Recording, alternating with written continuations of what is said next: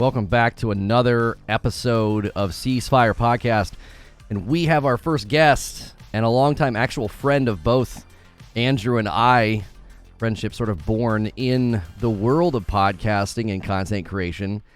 Vanessa, a.k.a. Gothics, thanks so much for joining us today on the show.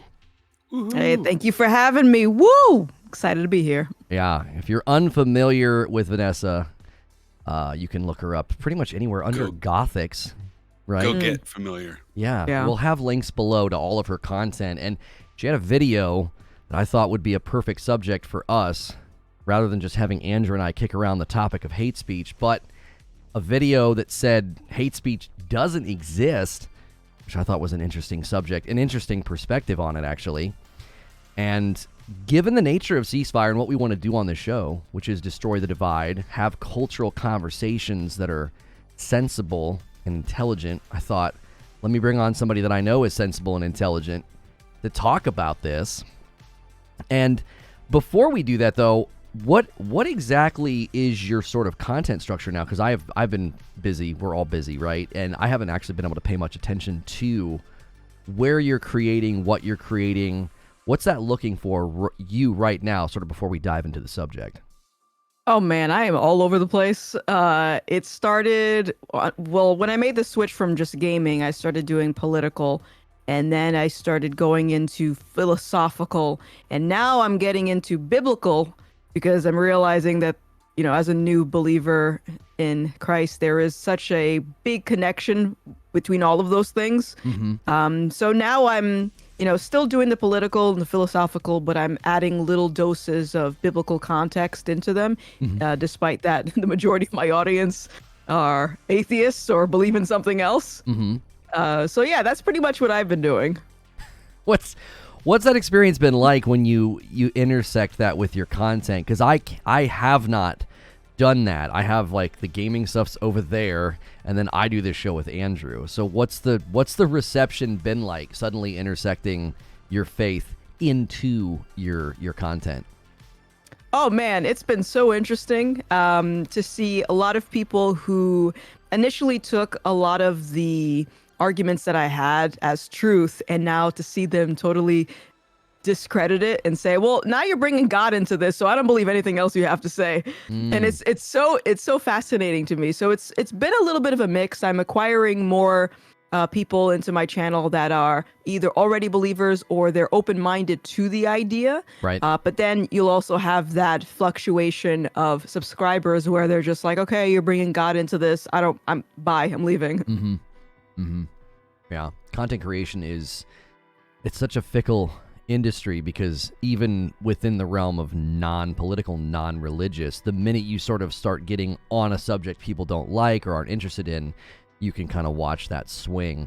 And I think that can be a challenge. We're facing that challenge with what we do here. This is not a right or left channel, and the algorithms don't know what to do with you when you're more in the middle. It's like, well, there is no algorithm for the middle, right? Yeah, right. Are you red or are you blue? That's what they want to know.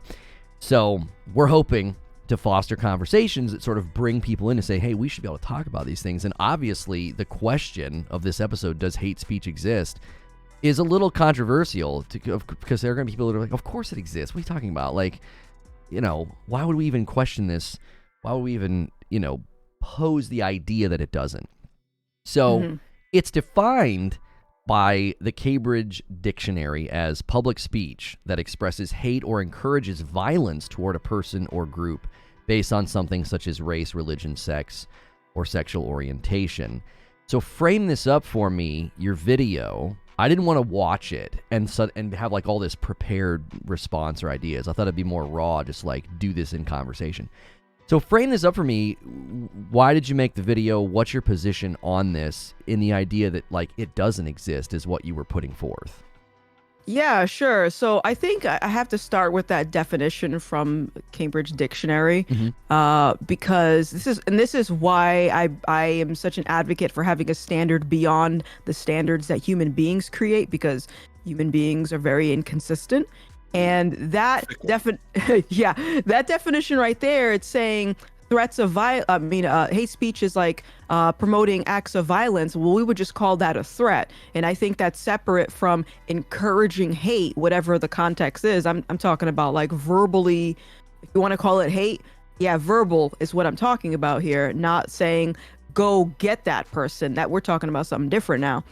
So in the context of just promoting hatred towards someone, I would say that hate speech is subjective, because if we were to look at, let's say, for example, a category of people, let's say Black people, and make the assumption that Black people would get angry if someone were to call them the N-word, well, I don't get angry by that. So who is really affected by that hate speech? It's going to depend who you're talking to. Right. And so if we start from there, the standard should be, okay, if these Black folks right here are not affected by that particular word, what can we do to get everyone else to that standard where they're no longer affected by this speech? Because if we start, and this is where my main argument comes from, by saying that hate speech doesn't exist, is there is a slippery slope where eventually, okay, these words don't hurt you mentally, so what about these words? And what about these words? And are we going to start censoring people and reprimanding people for saying different words? Or are we going to say, okay, let's get realistic here and understand that there's always going to be things in the world that hurt your feelings. It's not a matter of can we get people to stop saying them. It's a matter of can we get you to react differently? Right. I think the pushback I would hear people say is that it's so blurry in all the instances and venues where this takes place, because especially on Twitter, I mean, this is kind of the seedbed for so much of the social fire right now. It's blurry. It's hard to distinguish between somebody who's angry and saying something hateful and the people who are wishing harm. Because you're saying, well, one is a threat and the other is just somebody expressing a strong dislike for a group of people or using a word to evoke a strong emotion. And that's where I think it gets difficult for people, is like, well, how on earth can you tell the difference these days between somebody who's just being hateful and somebody who's dangerous? And then I think what you're saying is, well, the overreaction would be to label it all hate speech and then police it at some level, because now you're getting into the danger of censoring language according to preference. Right. Yeah, I think I don't think necessarily and I understand that that's a rebuttal where a lot of people will try to, they think that the lines are so blurry and they'll say, well, this person is saying blank, which means that it's going to lead to violence, which I think is very incorrect. And that's, now we're dealing with perception. And I see that often with people that try to claim that there's a thing of hate speech. And I think that's different from someone outright saying, I think this person should die. I'm going to beat this person up. I wish harm on that person. That's entirely different from saying, I don't like this person, and then getting mad at that statement because you think it's going to subject yourself to harm in some way. I mean, because if we were going to go with that logic, we'd have to also say on the flip side, okay, how do you know that someone who is nice to you and says the nicest things to your face wouldn't be prone to actually causing harm to you? Like, how would you know? Right. Well, how would you classify like organizations like the KKK and what they say and what they put out there? What category would you put their manifestos, their content, their speeches, their rallies? What category do you have for that? If you were to like label it as is it a religion? Is it a belief system, worldview? Like, where do you put them if we're not going to label it as hate speech? Stupidity. I would put them in a club of stupidity. That's pretty much it. Well, we're talking about language, right? And the necessity to categorize language. And we live obviously in a country where free speech is kind of a core tenet. And this category of hate speech that was developed or was created as a catch-all to a few pieces of communication that aren't protected by free speech, basically. That's why somebody decided we needed a hate speech category of communication, right? And due to the sort of vague or nebulous nature of the concept itself, it seems like now there is a great movement to shovel more communication into that category, because in essence taking advantage of the vagueness of the definition itself. Yeah. Have you or do you recognize sort of an uptick in recent years in broadening the scope of hate speech, i.e., in your observations of pop culture or America, have you seen increasing instance of applying that word or that concept incorrectly recently? Oh yeah, I've seen it, and this is the sad That's why we're reality. talking about it, right? Yeah, this is the sad reality about claiming that there is hate speech, is that is so vague, and the first question is who gets to define that, and no one can really give you an answer for it. It's just whoever is offended. If the vast majority of people are offended by a particular thing, then hey, I guess that's hate speech.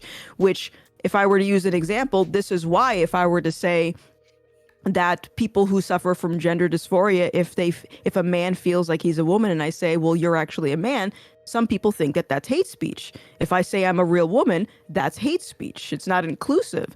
So here goes that slippery slope. And so to your first question of what do I think about the KKK, as stupid as their ideas are, I believe everyone should have the right to have their stupid ideas in their club. As far as like running for presidency, I don't know. There's a different story there because now you're targeting half of the population. But I think it's necessary for people to have their little pockets of free speech, even though we disagree with it, because the alternative is, okay, we're just going to keep adding more and more into this category until ultimately what's happening is we're giving the government more control over how we think and how we and what we talk about because a few people were offended. And yeah, it's going to keep getting worse, honestly. And we are in a war for ideas. We are in a war for information. And at the forefront of that is the war for language. And when we're talking about hate speech in the current climate, I would almost think we have to address the fact that words themselves are being changed in terms of their meanings before our very eyes. This being one word, hate speech, but there are many others that almost on a weekly basis, oh, hey, we decided to redefine what the term recession means so that our current economic landscape does not fall under that definition any longer. Yeah. For example, and so we are in a great battle for language here. Yeah. And ideas. And I think there is no greater example of that than what has been happening with we'll call it the hate speech phenomenon. Gothics, can you think of an example, something specific where you were just dumbfounded by the application or the labeling of something as hate speech when so clearly in any other era in human history, it probably wouldn't have been? Oh man, there is literally so many things. I honestly have lost count. I don't know. Nothing really sticks out to me because it's just a ridiculous concept. As far as language, yeah, there's been many things that have been redefined, and I'm like, does no one see this? Am I the only one? Yeah. Well, and if we're really drawing a line in the sand, the key part in the definition that you read, Lucas, that stuck out to me is this idea that originally hate speech was defined as a specific targeted communication towards a group meant to basically incite violence or negative action against that group. Yeah. Simply disagreeing with someone's beliefs by definition can't be hate speech. Right. Well, because hate speech implies like two more levels of intent, basically. Yeah. Yeah. And I don't think we needed a new definition or a new category because there's case law with respect to free speech, and that your speech is not protected if you incite violence. Like if you say, hey, Right. everybody, let's all go downtown and throw bricks through the windows of all of the restaurants that are owned by minorities. Like if you tweeted that, right? And then a bunch Right. of people went and did it. Even if you didn't go, you would be attached to that. You could be, and probably would be, prosecuted. So there's case law to say you can't even do that. So the catalyst for the inciting of the violence doesn't really matter. I mean, I think it's helpful in these discussions to say, well, it's not the same as just like rioting or being violent or being hateful or destructive or like, mass shootings and stuff. If it's motivated by that, sure, I think that's helpful in maybe understanding what happened if you're kind of doing an autopsy of the situation. But one of the things I think that's so challenging about this is as the categories shift and as the terminologies move, what ends up happening is they just want to make people be quiet or remove them from the social spaces. And I've always thought, doesn't it make more sense to let these people talk and then expose why they're wrong, why they're ignorant? As Vanessa says, well, the KKK, they're stupid. Well, yes. So rather than banning them, like censoring them, removing them from the digital public square, like, well, let them talk and then let the public do what it's supposed to do. Discourse, have dialogue, show why they're ignorant and why that's hateful and destructive to culture, as opposed to just being like, we'll get it out of here. Because I think one of the great dilemmas of the sort of more progressive mindset of like just canceling people, shutting them up and silencing them. Silence them. Is you honestly, I think you let those things grow in the dark like fungus. You're pushing these people out of these sectors and you almost inflame them. And then anybody who's even close to their line of thinking starts to think, well, I'm next, so I'm going to start agreeing with these people. It's almost like you create radicals with this sort of censorship behavior in this digital age that we're in. So the thought process here behind labeling something hate speech has its roots in fear. If we don't silence these people, and we don't stop them from saying these things about this other group, then other people are going to start doing it too. And their movement and their ideology is going to grow. In however many decades the KKK has been in existence, since we're focused on them as the example, because they were basically the catalyst for this concept of hate speech, have they had much success in evangelism? I mean, I don't think so, Yeah. I ask people all the time, like when they talk about the KKK, how many of members have you encountered? And they get angry with me because they've never encountered them.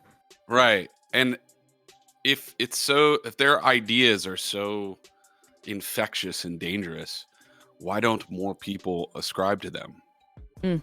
Because I don't know the exact percentage, but the overwhelming majority of the population is not going to be convinced to join their group if they hear their message. That's the whole thing. Right. You say that the KKK is ridiculous and stupid. I think most people would say the same thing. So I don't think there's anything necessarily to be afraid of there. And that's the point that you're making too, Lucas, is like, if we have free speech as a society, then that has to apply to all speech. And we shouldn't be afraid of someone expressing opinions that are different from our own, just because they're a different expression of belief doesn't mean that they have any less right to talk. Basically, that's the notion of free speech, right? And if we're not afraid of alternative points of view, if these KKK guys are allowed to speak and we let them speak freely, they're going to destroy our society. That's not going to happen, right? We agree with that. Right. So the question is, if basically the argument that you're making Vanessa, is that we don't need this catch-all category of hate speech for everything that wouldn't fall under the umbrella of free speech. If we don't need that, or it doesn't exist, what's the alternative?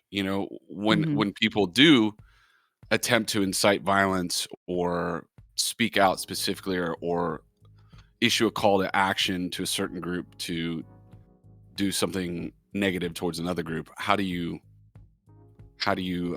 arbitrate that? How do you govern that? Yeah, so I think the first thing, the alternative to answer your question is I think everyone should be building emotional resilience. And I think that is such an important characteristic that every human being should have, because it's unrealistic to assume that, or to expect society as a whole to just be nicer to you just because. Is it unfair? Sure, we can say that it's unfair that it seems like the people who are subjected to the hate speech have to take on that burden, but that's going to make you stronger. That's going to help you grow. That's going to make you more resilient towards other obstacles that you're going to face in the future. Because the problem, as you said, is that if the underlying thing with the hate speech is that it's rooted in fear, and you're making people afraid. But what it's also not doing is it's desensitizing you from the real world, the reality that people are just going to be mean. Like, this is just life. And with that, if you just instill that fear in them, it's causing you to avoid an opportunity to build that resilience. And what's happening at the same time is it's making you more prone to being emotionally exploited, because now someone sitting at the top, someone with political power or corporations who want to manipulate you by means of marketing, now they know exactly what they need to do in order to get you to react in a certain way. And that's because that is the result of saying, okay, we will censor the people that are saying the hate speech, and we'll allow you to marinate in your emotions instead of you learning and working towards building that resilience in the long run. Yeah, we touched on that in an episode a while ago where we were talking about people who argue from emotion, and I said that in my experience, it's so difficult to engage with people who argue from emotion because they are, in my experience, unable to control their emotions. They lack it's almost like basic adolescent formation never happened with some people. They've been too sheltered, they've never really been challenged, and it kind of touches on what you're describing. And when we recently discussed morality, this is related to the God of self-fulfillment, I think. The idea that truth doesn't really exist. I get to define reality and truth. And that's where I feel a lot of this comes from, because they're trying to shape reality into their image and into their liking. So anything that doesn't fit with what they want to see happen needs to be removed, silenced, and they need to be protected from it.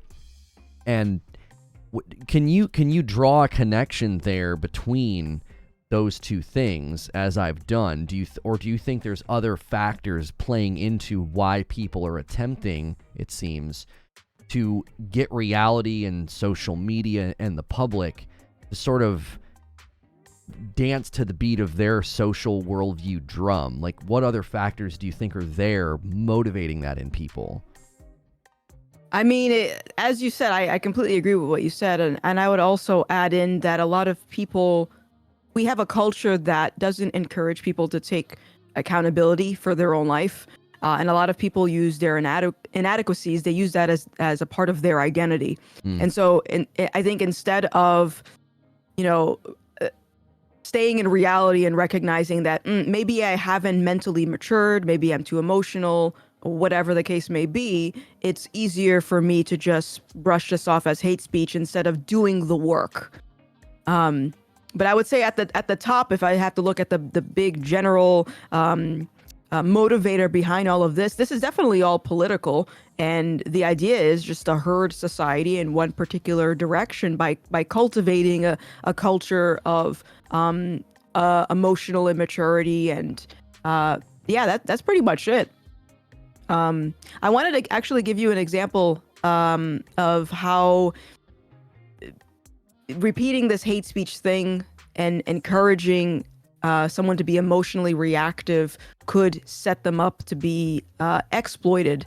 And if you look at, like, for example, the media, and if you see like a headline where it says police officer shoots unarmed black man, what do you think the average person is going to think is involved in that? They're probably going to say, okay, well, this is an act of racism. And we saw the same thing that happened with, it was some nightclub shooting. Colorado gay nightclub was shut up. Okay, it's clearly an act of homophobia.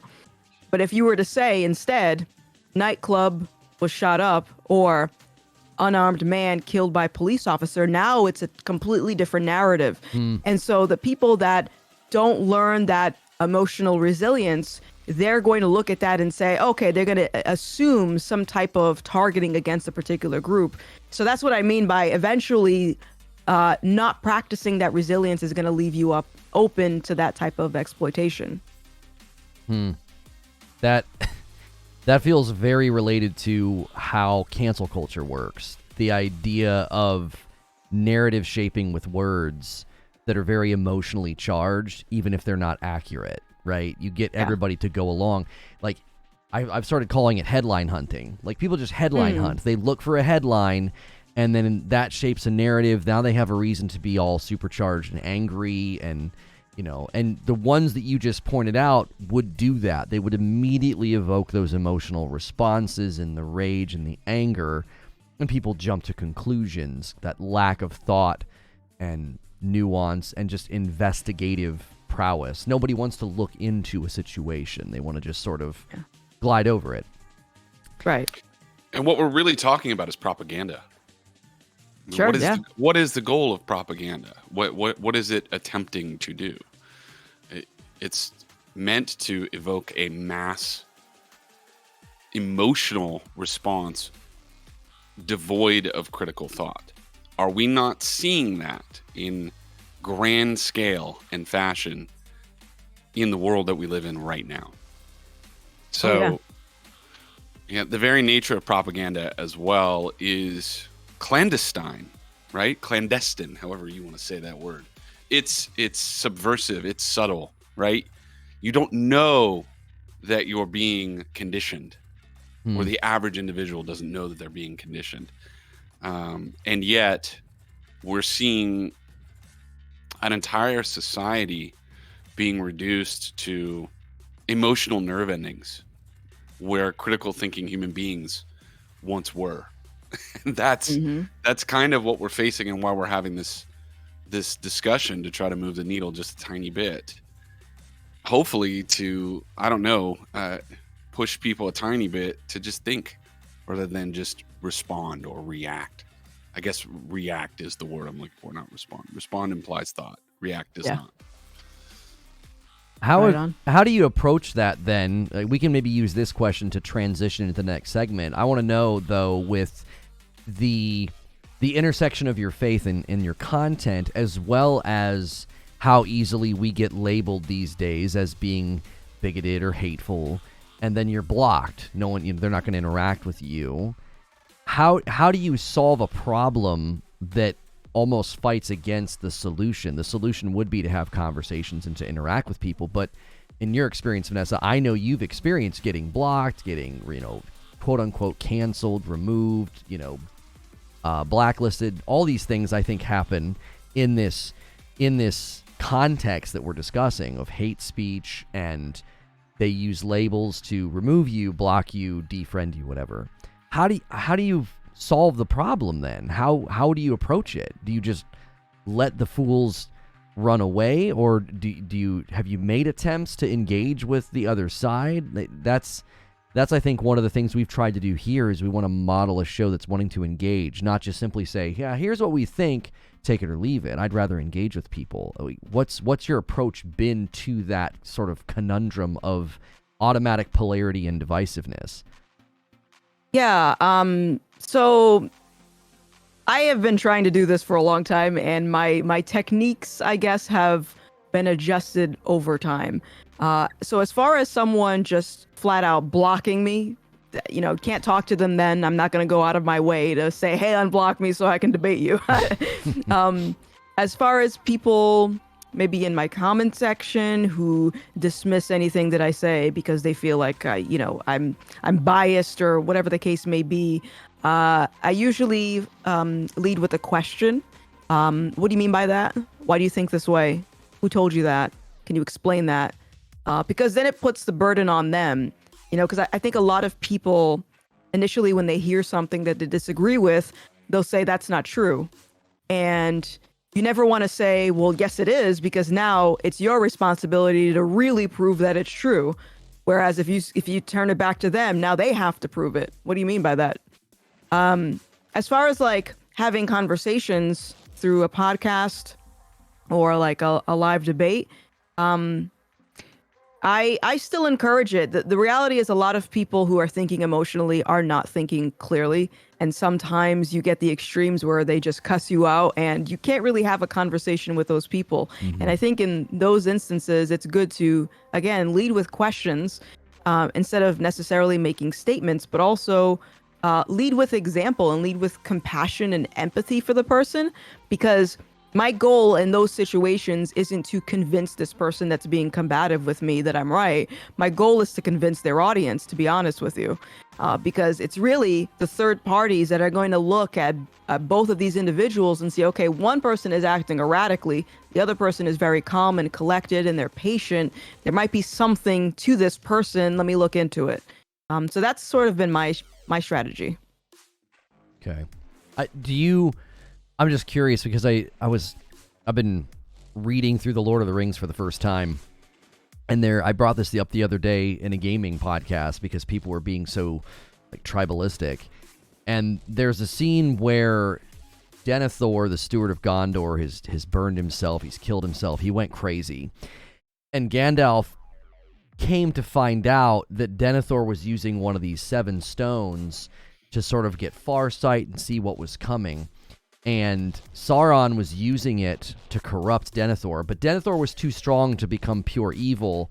So what Sauron did is he only let Denethor hear and see certain things, and it made him crazy. It drove him to madness. And as I read it, I thought, what a picture of social media, right? Everybody bubbles up and funnels up, and they're only getting that one note of reality, and it's driving people crazy. It's driving them to despair and hopelessness, and they look at the world and think the other side's going to get us. And it's that paranoia that drove Denethor to kill himself. He was going to kill his own son. And how do you approach that? Do you intentionally open up the funnel? Do you follow people that you completely disagree with? Do you intentionally expose yourself to articles, blogs, content creators who are nowhere near your hemisphere of thought and worldview?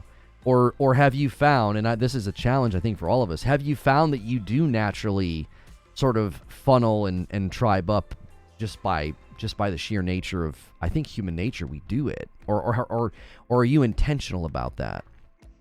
Yeah, I can't say that I tribe up per se. I don't keep myself in an echo chamber. Like, I will watch what all the news networks are saying, not too much because it will corrode your brain.